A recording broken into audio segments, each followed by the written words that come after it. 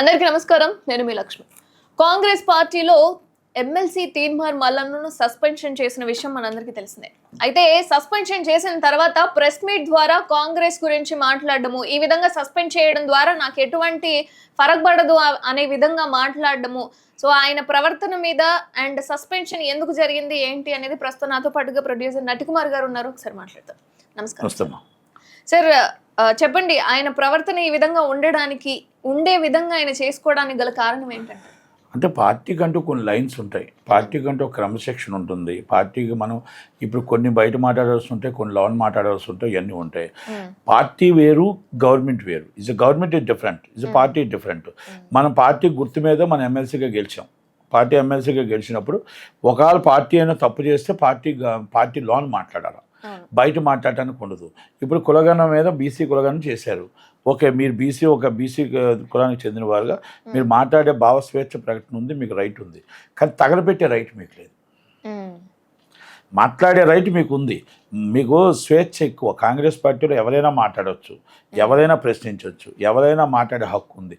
మీకు రేవంత్ రెడ్డి గారు తప్పు చేస్తే మీకు రాహుల్ గాంధీ గారు ఉన్నారు, రాహుల్ గాంధీ గారి తర్వాత మీకు మల్లికార్జున ఖార్గే గారు ఉన్నారు, సోనియా గాంధీ గారు ఉన్నారు. అంటే మీకు అంత స్వేచ్ఛ ఉంది.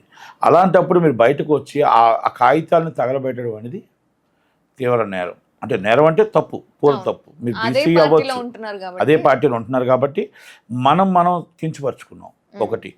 రెండోది, ఆయన ఇంకో మాట కులాన్ని ఆపాదించారు. కులాన్ని ఆయన ఆపాదించి ఆ ఒక కులాన్ని టార్గెట్ చేశారు, రెడ్డి కులాన్ని. అంటే రెడ్డి కులం మీకు ఇష్టం లేకపోవచ్చు, పార్టీకి అన్ని కులాలు కలిస్తేనే పార్టీ. మీరు ఎమ్మెల్సీగా గెలడానికి అన్ని కులాలు కలిస్తేనే, అన్ని మతాలు కలిస్తేనే మీరు ఎమ్మెల్సీగా గెలిచారు. కనుక దయచేసి మీరు ఏంటంటే ఒక కులాన్ని మీరు టార్గెట్ చేయడం అనేది పార్టీకి తీవ్ర నష్టం కలిగిస్తుంది. మీకు కులం తప్పు చేసింది కదా, ఆ రెడ్డి కులంలో ఉన్నవాళ్ళు తప్పు చేశారు కదా, కులం తప్పు చేయలేదు, ఆ రెడ్డి కులంలో ఉన్నవాళ్ళు తప్పు చేశారు. వాళ్ళందరినీ మీరేం చెప్పాలి, వాళ్ళకి మీరు డైరెక్ట్గా పార్టీకి చెప్పాలి, పార్టీ హైకమాండ్కి మీరు సలహా ఇవ్వాలి.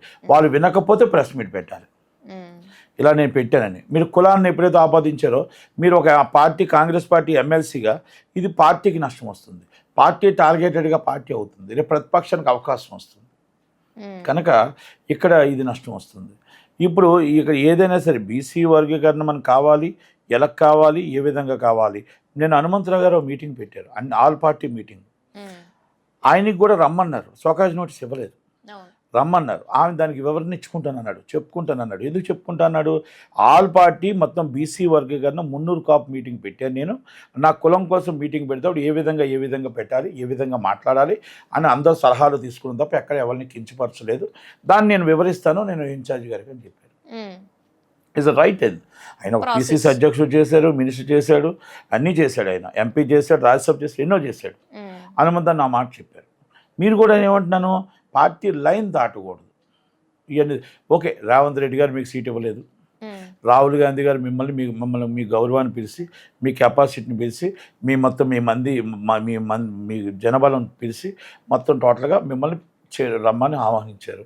అంటే మీ మీద మంచితో గౌరవంగా ఆహ్వానించారు కదా. మీకు గౌరవంగా వద్దనుకుంటప్పుడు పార్టీని వదిలి వెళ్ళిపోవాలా. మీ పార్టీ రాజ్యసభ ఏదైతే ఎమ్మెల్సీ ఇచ్చారో ఎమ్మెల్సీ రిజైన్ చేసి, సార్ నేను ఉండట్లేదు, మీ పార్టీలో కరెక్ట్గా లేరు అని వెళ్ళిపోయారు. మన జీవీ రెడ్డి గారు చూడండి, ఆయనకి ఇష్టం లేదు, ఆయన పార్టీ, ఆయన చైర్మన్ పదవి, సభ్యత్వం 2 రాజీనామా చేసి వెళ్ళిపోయాడు. It's the right person. మనం ఇప్పుడు మీరు రాహుల్ గాంధీ గారు రమ్మన్నారు, వచ్చారు, మీకు నచ్చబోరే ఏం చేయాలి? మీరు చెప్పి రాహుల్ గాంధీ గారికి పార్టీ సభ్యత్వానికి మీరు మీ పదవికి రాజీనామా చేసి మళ్ళీ ఇండిపెండెంట్గా గెలాలి. 2 సార్లు ఇండిపెండెంట్గా మీరు ఓడిపోయారుగా కదా. మరి మీరు ఆ పార్టీ ఇచ్చింది కదా మీకు పదవి, మరి ఈరోజు మాట్లాడడం ఎంత దాకా కరెక్ట్? పార్టీలో స్వేచ్ఛ ఉంటుంది, స్వతంత్రం ఉంటుంది. కాంగ్రెస్ పార్టీలో అన్నీ ఎక్కువే కానీ ఎంతవరకు ఉండాలో అంతవరకు. లైన్ దాటితే మీనాక్షి నటరాజన్ గారు అంత కనబడతారు సింపుల్గా, ఆయన అంత సింపుల్ మ్యాన్ కాదు. ఆమె very seriousness, very honest. And Rahul Gandhi గారు right hand is left hand, very serious. ఎవరిని ఆమె పార్టీ ప్రాణం, ఆమె పార్టీ లైన్ దాడితే ఒప్పుకోదు. First is must and should is party పదవి కావాలి, పార్టీ గవర్నమెంట్ పదవి కావాలన్నా పార్టీని మనం ప్రాణంగా ప్రేమించే వాళ్ళే ఉండాలి అన్న ఒక పదంలో ఉన్నామే మేనేజర్ నటరాజన్. ఎందుకంటే నా పుట్టుక కాంగ్రెస్, నేను పెరిగింది కాంగ్రెస్. ఈ రోజుకి కూడా నేను ఇంకా కాంగ్రెస్ వాదిని, రాజీనామా చేయొచ్చు కానీ నేను కాంగ్రెస్ వాదిని. నేను యూత్ కాంగ్రెస్ చేశాను, సుధీర్ కుమార్ గారి టైంలోనే అన్నీ చేశాను, అన్ని పదవులు చేశాను, అన్నీ ఉన్నాయి. నేను అలాగే మళ్ళీ ఎన్సీపీ కాంగ్రెస్కి వెళ్ళాను, దివాళీ కాంగ్రెస్కి వెళ్ళాను, అన్ని కాంగ్రెస్కి వెళ్ళినా మళ్ళీ కాంగ్రెస్కి వచ్చాను. అంటే ఆ పార్టీ అంటే నాకు అంత నమ్మకం. ఓకే, కొన్ని అవి 2 రాష్ట్రాలు విడిపోవడం వల్ల నేను అనుకోకుండా రాజీనామా చేయాల్సి వచ్చింది. ఇక తర్వాత నేను ఏ పార్టీలో జాయిన్ అవ్వలేదు. నేను న్యూట్రల్గా ఉంటూ నాకు ఇంట్రెస్ట్ లేదు ఏ పార్టీల మీద, అందుకే ఉన్నాను. అంటే నేను చెప్తున్న పార్టీ చాలా, రాహుల్ గాంధీ గారు చాలా మంచి వ్యక్తి, సోనియా గాంధీ గారు వాళ్ళ కుటుంబం ప్రాణాలు అర్పించింది కనుక అలాంటి కుటుంబం అలాంటి పార్టీని వదిలి ఉండలేరు ఎవరు. అంటే ఇంకా సస్పెన్షన్ వేసిన తర్వాత కూడా ఆ గర్వం ఏదైతే ఉందో అనగలేదు అని అనిపిస్తోంది మరి ఆయన మాటల ద్వారా. తప్పు, అది అలాగా, అది కరెక్ట్ కాదు. ఎందుకంటే ఎవరు ఇచ్చినా పదవి ఇచ్చినా కాంగ్రెస్ పార్టీ అనేది హస్తం గుర్తు మీద మనం గెలిచామనేది గుర్తుపెట్టుకోవాలి అంతే, ఇంకా అంతకన్నా వేరేది ఇంకా. Thank you sir.